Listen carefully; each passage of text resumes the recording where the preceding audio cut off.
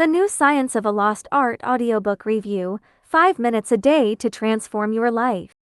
Introduction. Breathing, a forgotten journey.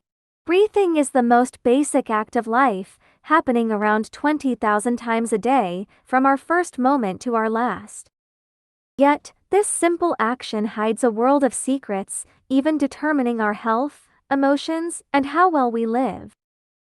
James Nestor's Breath. The New Science of a Lost Art brings breathing front and center in a way you've never heard before.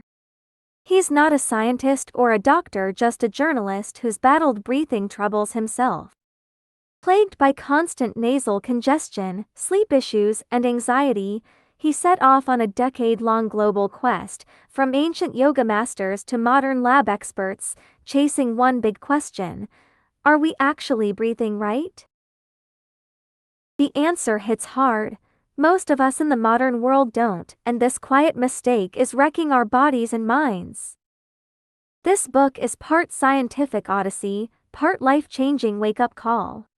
Nestor kicks things off with his own story, blending it with field research and solid data to show how breathing went from instinct to a forgotten skill. In this audio review, we'll mix storytelling with science to take you deep into the world of breath, from where it started, to the mistakes we make today, to how we can take it back.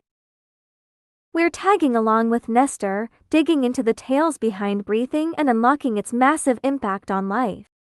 Now, we're going bigger, stretching this journey to explore every detail and uncover even more hidden gems. Ready to take a deep breath? Let's dive in. Chapter 1: The Origins and Loss of Breathing. Nestor's adventure started with a fluke. He signed up for a breathing class, just hoping to unclog his nose, but ended up sleeping better and feeling less anxious. That got him wondering, how can something so basic have such a huge effect? He decided to track breathing back to its roots, figuring out how we lost it along the way. His first stop was human evolution. At a U.S. museum, he teamed up with an anthropologist to examine ancient skulls, noticing their wide nasal passages and perfectly aligned teeth, totally unlike the cramped airways and jumbled teeth we see today. The anthropologist broke it down: it's all tied to how our diets changed.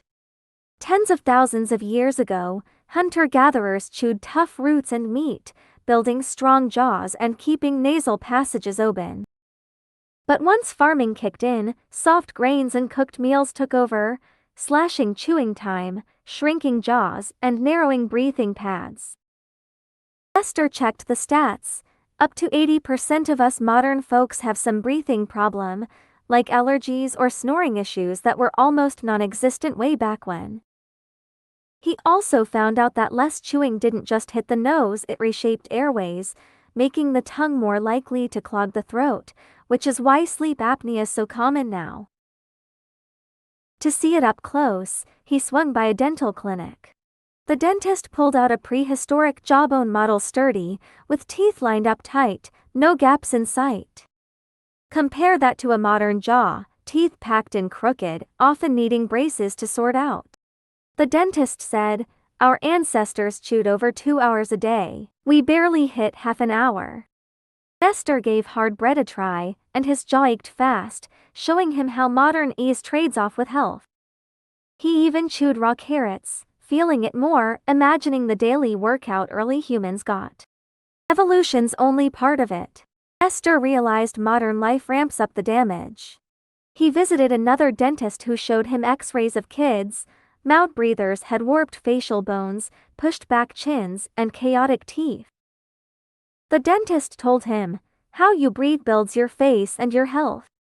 Nestor flashed back to his own childhood, his mom always telling him to stop mouth breathing, him shrugging it off as awkward. Now he gets it, that awkwardness was his body pushing back against a bad start. He learned mouth breathing also throws off tongue placement, boosting risks of snoring and sleep trouble. He dug up a study. Kids who stick to nose breathing need 40% fewer dental fixes as adults. Out on San Francisco streets, he watched how people breathe now. In the subway, most were hunched over phones, shoulders tight, breaths quick and shallow. He stopped by a breathing therapist who tested his lung capacity. It clocked in at just 70% of normal. The therapist said, "You're not breathing, you're gasping." Nestor saw this wasn't just his deal, it's a modern epidemic.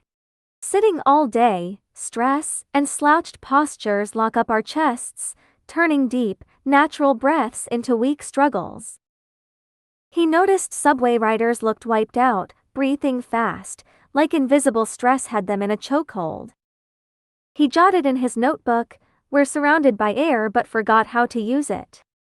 To dig deeper, he chatted with a historian who said medieval Europeans saw breathing slip too. As cities grew, diets shifted from coarse grains to fine flour, and tooth troubles spiked. That made him think, losing good breathing isn't just a now thing, it's been creeping up through human history. He checked out a report on indigenous groups. Tribes still living off hunting and gathering have breathing issues in less than 5% of cases, proving lifestyle's the key.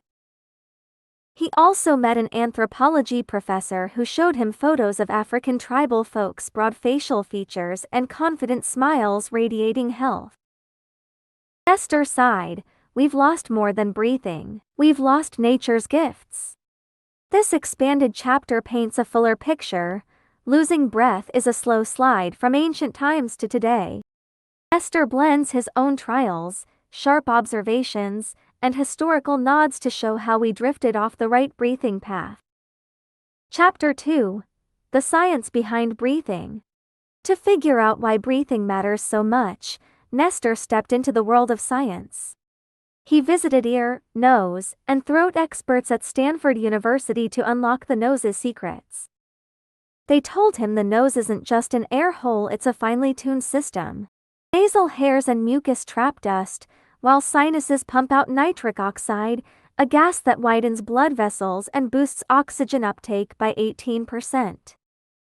Mouth breathing, on the other hand, is less efficient and dries out your mouth and gums. Nestor joined an experiment, 10 minutes of nose breathing versus mouth breathing, and the nose won higher oxygen levels, steadier heart rate. He marveled, the nose is like an overlooked superpower. He learned it also adjusts air temp and moisture, making it lung-friendly. Testing it on a cold winter day, he found nose breathing warmed and softened the air, while mouth breathing stung his throat. Next, he explored breathing rhythms. In one test, he tried slow breathing, 6 breaths a minute, 5 seconds in, 5 out. The gear showed his heart syncing with brain waves, kicking his parasympathetic system into gear, dropping blood pressure and stress. He felt wrapped in calm energy. He hit the books and found this pace matches yoga's pranayama, documented in Indian texts over 2,000 years ago.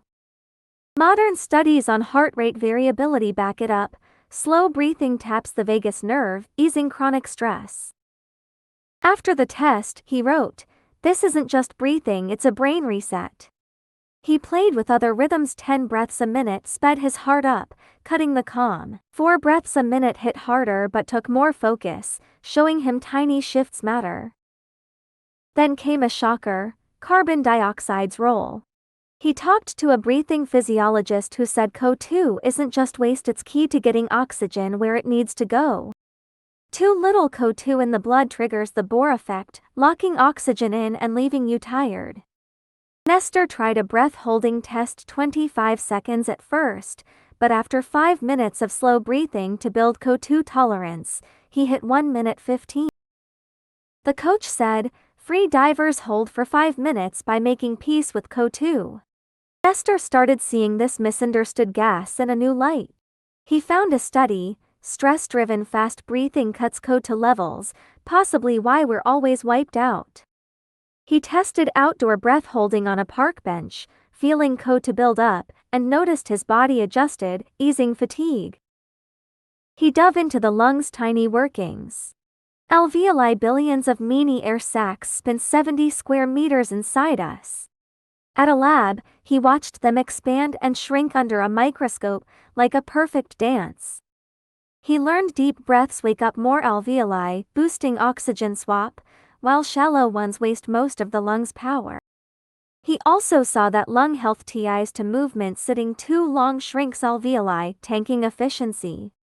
Testing his own depth, shallow breaths got him 1.5 liters, deep ones hit 3, highlighting daily waste. For a fuller view, he met a neuroscientist who said breathing links straight to the brain's emotion hub. Deep breaths dial down the amygdala, cutting anxiety signals. In a brainwave test, fast breathing scrambled the readings. Slow breathing smoothed them out. He learned breathing ties to memory to a study showed inhaling boosts new word retention.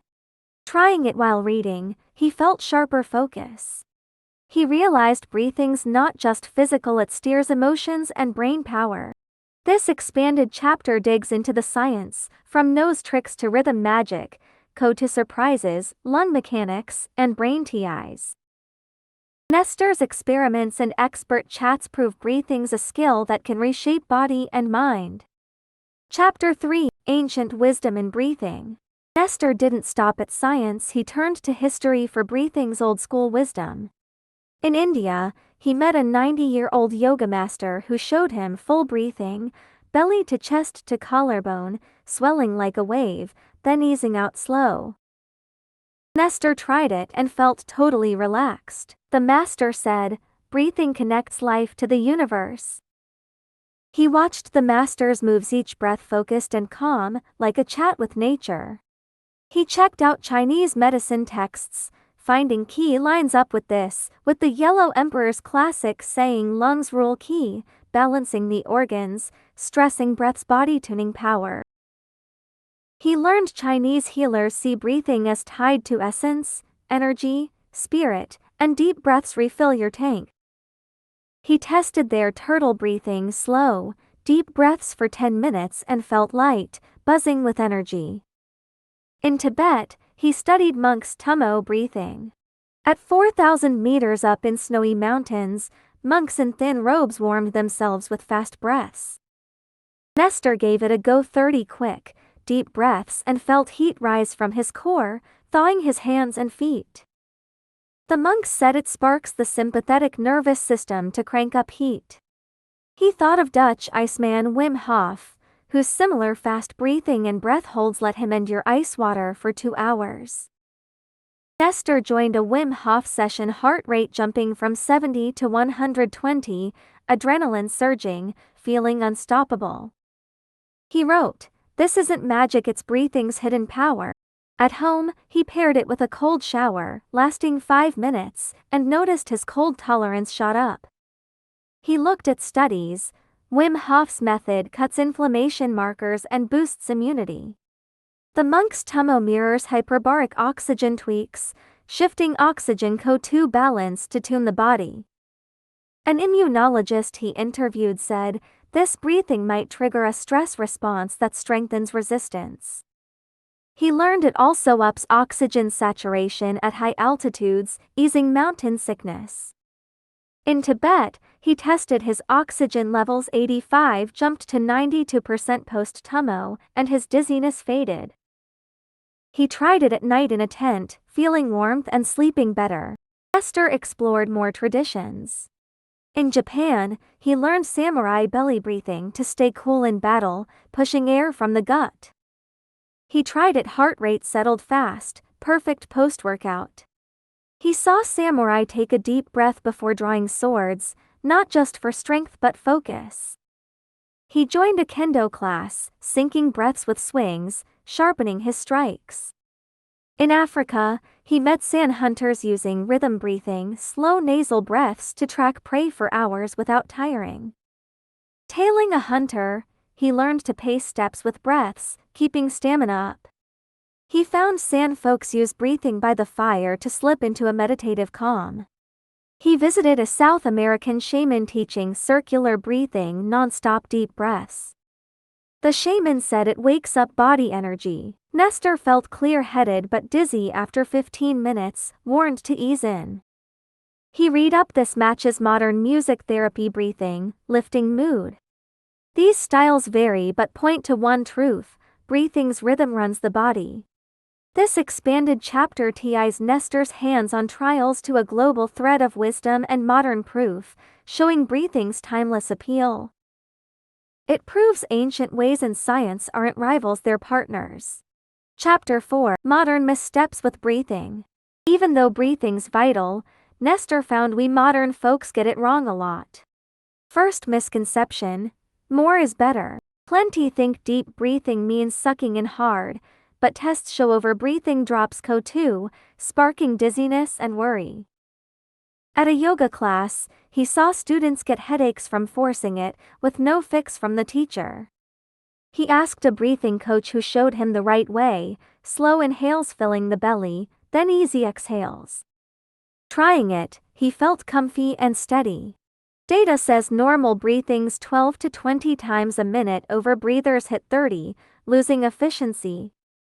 He tested at home. 10 minutes of hard breathing sped his pulse, killing calm. Second misstep: ignoring nose breathing. A dentist told him kids who mouth breathe end up with warped faces, like sunken chins. A U.S. study says 60% of mouth breathers face sleep apnea risks as adults. Nestor shared a runner's story: switching to nose breathing boosted endurance 20%, no more panting. He tried it running, felt stifled at first, but after 2 weeks, his heart rate evened out. He noticed nose breathing cut throat dryness, speeding recovery. He found a study: nose breathers have 15% less lactic acid buildup after exercise, firming his resolve to switch. Third mistake: forgetting posture. A physical therapist pointed out slouching squeezes the chest, slashing lung capacity by 30%. Nestor tested it standing tall. He took in more air. Using belly breaths with a straight spine, his capacity jumped from 70% to 85%. He saw office workers slumping forward, necks stiff, breathing boxed in, stuck in a loop. He tried standing at work, posture fixed, breaths flowed, afternoon drag eased up. Fourth slip up: fearing breath holding. Lots think holding breath hurts, but controlled holds build code to tolerance. He practiced 5 minutes of slow breaths, then 30-second holds, 5 rounds. A week later, he stretched from 30 seconds to a minute, anxiety dipping. Studies show breath holding helps asthma and boosts lung power. He tried it walking in a park, feeling stamina rise. This expanded chapter breaks down each goof up with Nestor's tries and stats, exposing the root issues. It hits home: bad breathing habits are quietly hurting us. Chapter 5: Reclaiming Breathing, Step by Step. Nestor's quest lands on practical fixes. He boiled down a simple, effective breathing toolkit for today's world. First up, nose breathing practice. He says start daytime, keep your mouth shut, nose breathing even if it's clogged. He taped his mouth shut at night. Days later, his nose cleared. Research shows 2 weeks of nose breathing improves sleep for 40% of folks. He suggests steaming with warm water to speed unclogging. He tracked his shift: waking 3 times a night dropped to solid sleep. He walked with nose breaths: steps steadier, mind sharper. Next, slow breathing. He pitches the 4-7-8 trick: inhale for seconds, hold 7, exhale 8, twice daily, 5 minutes each. It cuts stress. A month in, his anxiety score fell from 7 to 3. He offers box breathing: 4 seconds in, hold, out, pause, great for quick calm. He tested it to minutes, settled his nerves. He tried box breathing while driving, traffic jams got less maddening. Third, posture tweaks. He advises standing with shoulders back, sitting spine neutral, moving hourly. He worked with a footrest, breaths deepened, back pain faded. He suggests wall stands, back flat, 10 deep breaths to lock in muscle memory. 2 weeks later, his hunch softened. He hit a yoga class, pairing posture and breath, stretching farther. Fourth, extreme breathing. He streamlined Wim Hof's method: 30 deep breaths, hold a minute, weekly, for stamina. From dizzy to steady, he felt juiced up.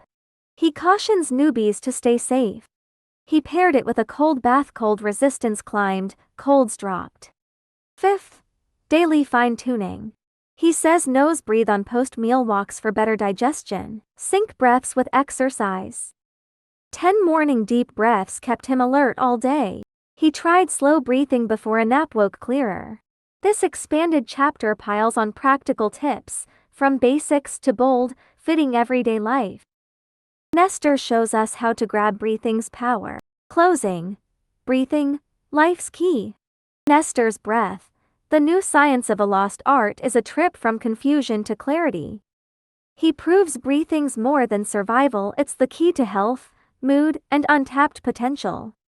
From evolutionary flubs to modern mix-ups, through ancient know-how and science, he spent 10 years showing us, breathing's a lost art we can reclaim. Every mindful inhale heals the body. Every slow exhale embraces life.